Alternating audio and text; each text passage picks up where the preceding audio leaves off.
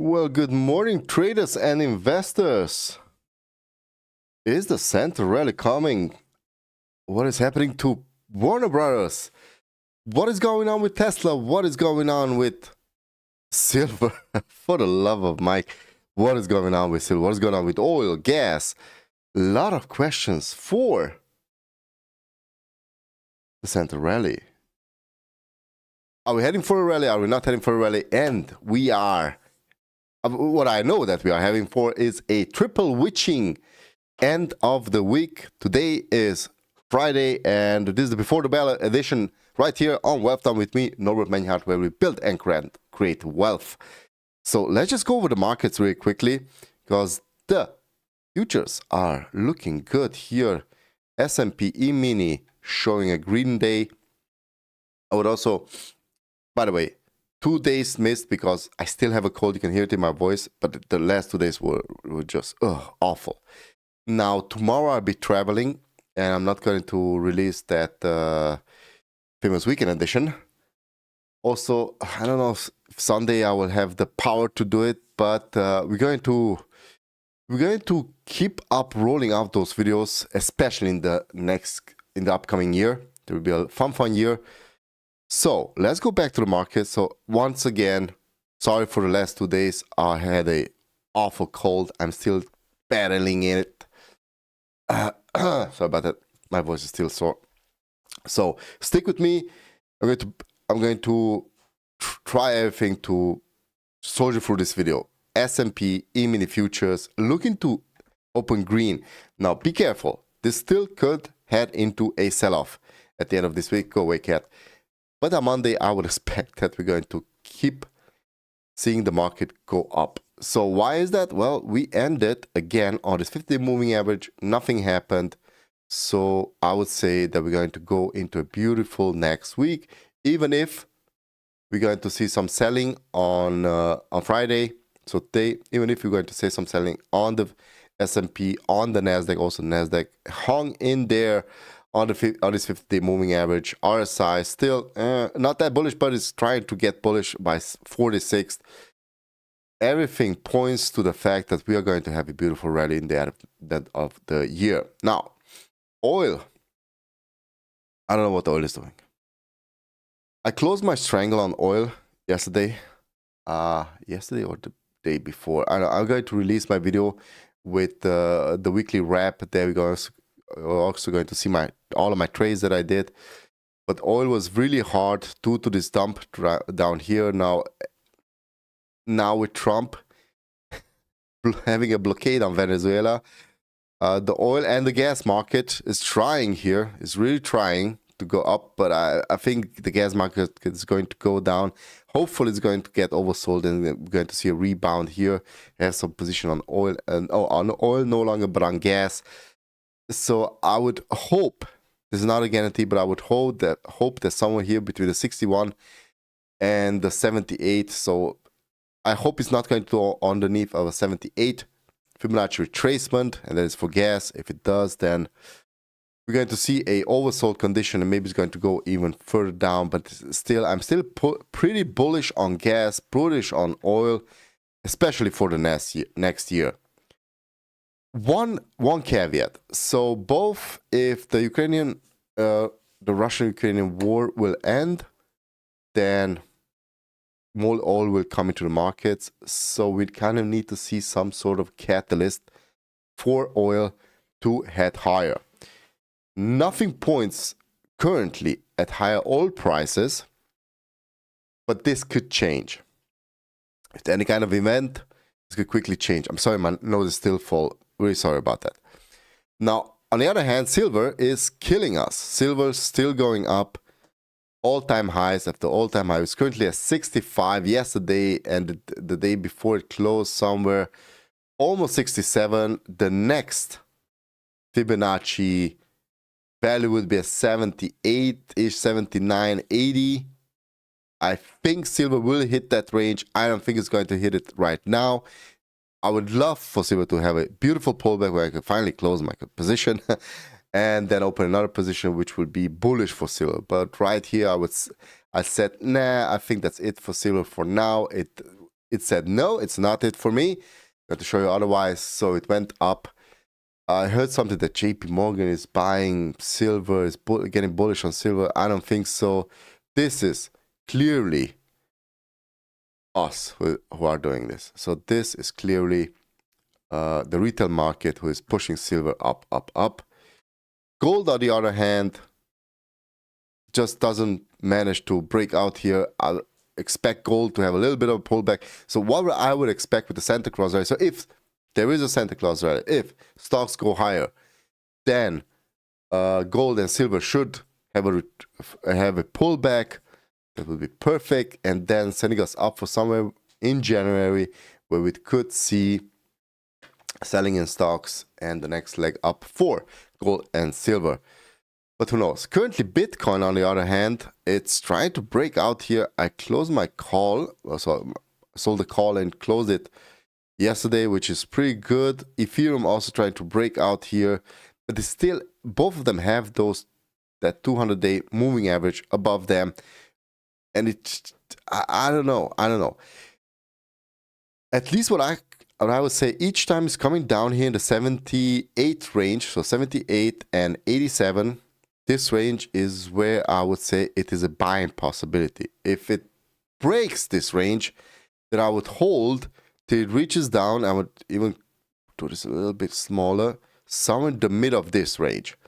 So somewhere between 70 and 57 is the next support level, my theoretical support level for Bitcoin. So if you were adding Bitcoin here and you're bullish on Bitcoin, okay, but if you're bearish on Bitcoin, then let it come down into underneath the 70 range, okay? So when it's going towards 60, and so between 60 and 50 is where it's the next support for Bitcoin. If it holds there, I would say we're going to see a beautiful bull market, not in 2026, maybe in 2027 for Bitcoin, but who knows? Okay, with this being said, let's go to a couple of what I would say good trade setups for the Santa Claus rally. So if I would be a betting man, this is not financial advice. You could lose all of your money. But if it was me, I would do it the following way. The stocks that I like currently are, and I'm just going to go here on Tasty, and let's go for NVIDIA, ticker symbol NVDA. I'm bullish on NVIDIA. Now, after which, NVIDIA will have, today I will believe it would be his last day where we're going to see red on NVIDIA. It maybe even is going to close green today. And this MACD sell signal will trigger a buy signal.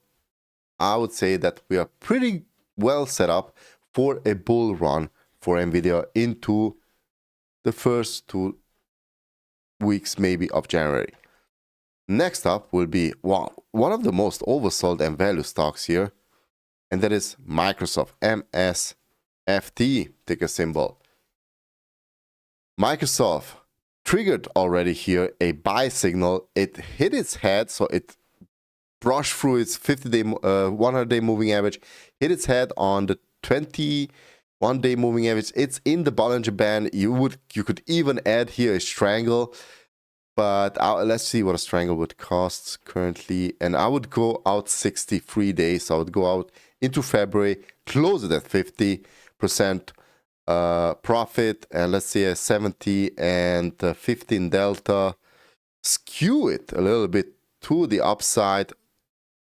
We are delta neutral here. It would cost you $4,741 and bring in $1,000. 50% profit, take it down at $500. That would be a perfect options play. Or if you want, just sell the naked. Put here on the 430 right after the expected move. You could even go really aggressive, 630 if you have the buying power, $5,200, which is a little bit better risk reward for against the strangle. But I would go outside of one standard deviation. That would be the safe play for me at 13 delta at $425 a share. Perfect strike price. Let's just take a look at the diagram here 420, there we go. 400, can we see it? 422. 25, sorry, $425 a share is down here. So it's in that next resistance zone, support zone, which I would say is just perfect for where you could add some long-term shares if you would be assigned. You could also roll it if you want. If not, then just collect $42. And if this goes as planned, you could collect the $200 in just a couple of days. Now, let's go to the next one, which is AMD. So we're currently talking about the technology and AI leaders. AMD will be the next one. Also, beautiful setup here for AMD. Currently, well, not a strangle, but I would say naked puts down here in the 178 range. Let's see what we can find. But I would go out this time for 63 days, be a little bit more aggressive at 165 strike. Let's see. Once again, so 165 is exactly what I told you, down here in this range. You could even go with it. I would stay away from 175, but keep in mind, right after it's currently in the sell signal, so this could come down, wait for a better setup. Let's see what today happens. Last time it got oversold, it didn't even trigger on our side. Oversold condition only went down to 37. Currently, it's at 35. So a 165 strike with $415 and requiring even less buying power than Microsoft. It would be even a better setup to get some gains here. Now, moving on from technology to retail and consumer, we have the best of them, which is Amazon. You can say AMZN. Amazon. Take a look at the diagram here. Perfectly set up, almost perfectly set up for a strangle.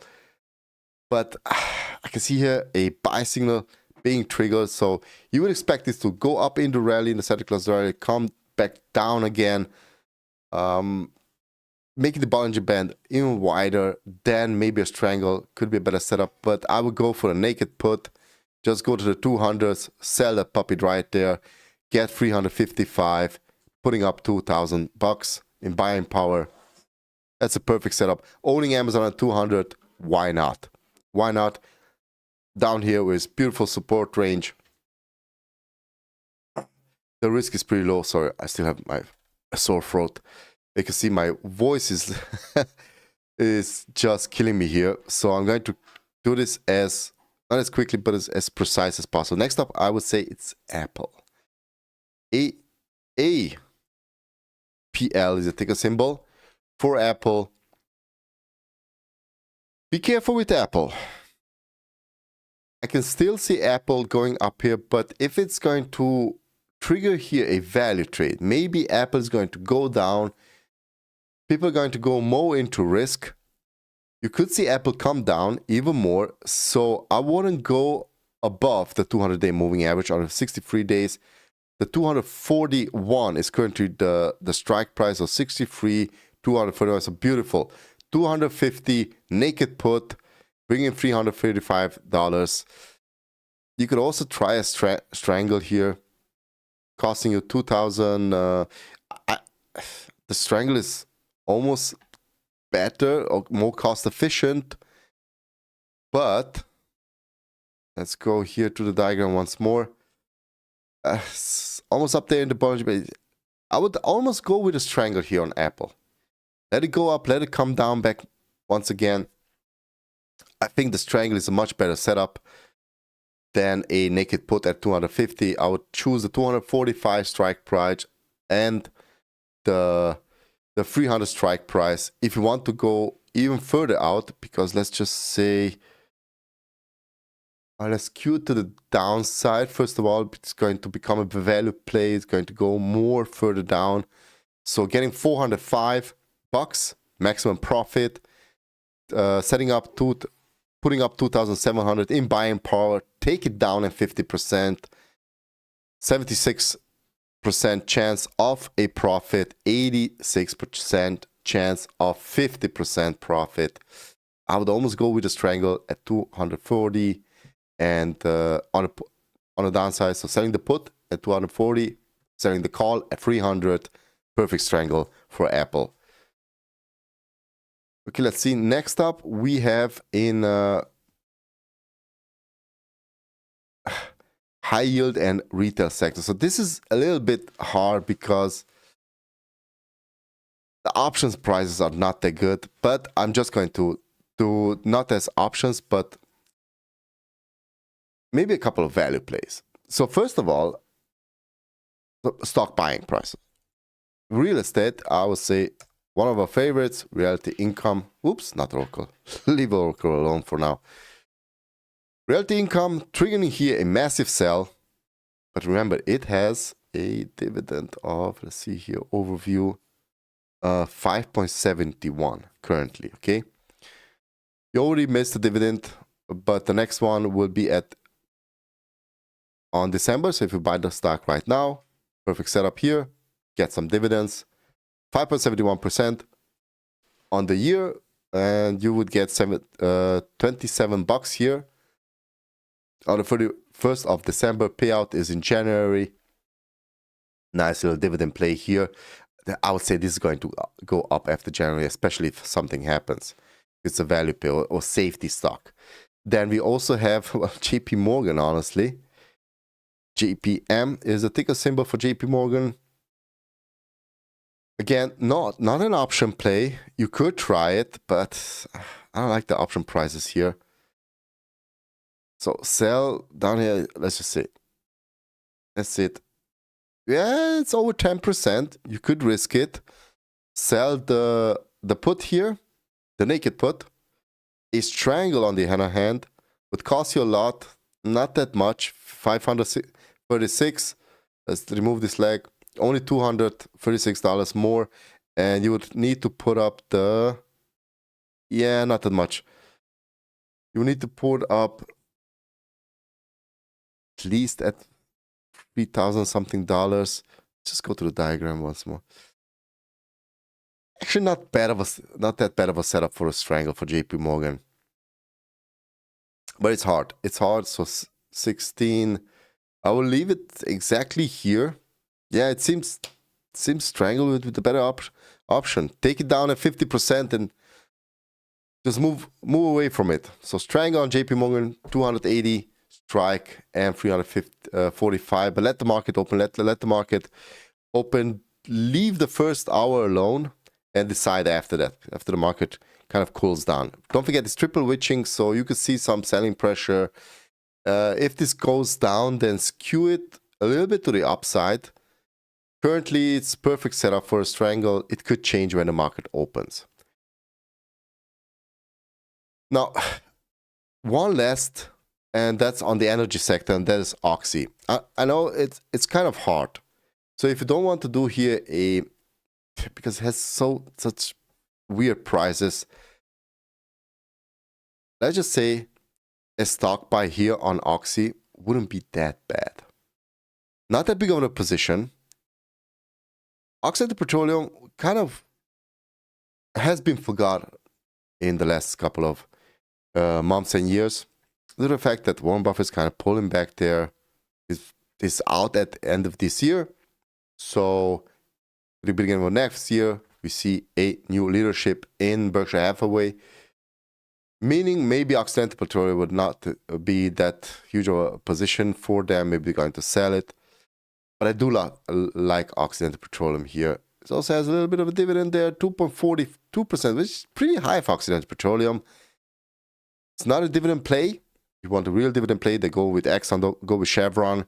But I do see some, if not even a major possibility here for Oxy going into the future, going into the energy markets, which maybe 2026 will not be that big of a year, but after that I see a huge possibility here for energy plays. And if this stock goes down, so here's my play actually, if this stock goes down even further, there's actually a good possibility to add for some long-term shares. Okay, that's it for me for today. Have a lovely let's just see here, let's have a lovely year, end of the year. We're going to keep in touch next week after get my voice back, after I do my travel. Video and audio quality will be not that great, but still I'm going to do my best. So take care.